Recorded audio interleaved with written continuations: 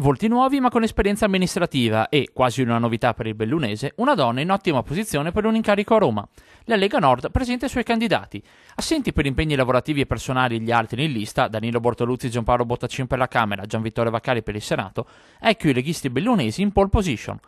È da una trentina d'anni che, a Roma, non viene eletta una donna bellunese. Ora potrebbe toccare a Raffaella Bellot, 47enne feltrina, consigliere comunale a Pedavena e militante della Prima Ora.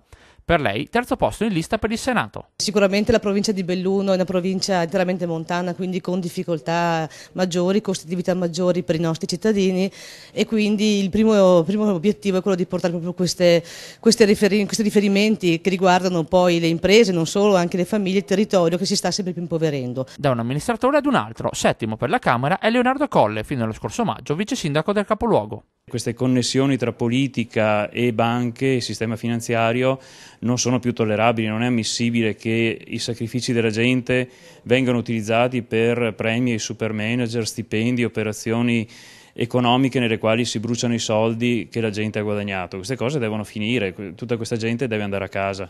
Anche dal bellunese si guarda con interesse, oltre che alle politiche, anche alle elezioni regionali lombarde, per creare un grande asse del nord. Un grande nord che è già una forza economica, è già una forza demografica, perché sarebbero 20 milioni di abitanti, quindi un terzo degli abitanti dell'intera nazione, ma soprattutto la parte produttiva che finalmente dice che è giusto che le risorse restino dove si producono.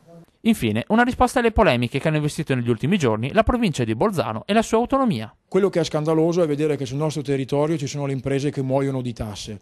Lo scandalo è che anche Belluno non ha un'autonomia. Lo scandalo è vedere che noi non abbiamo ancora un'autonomia.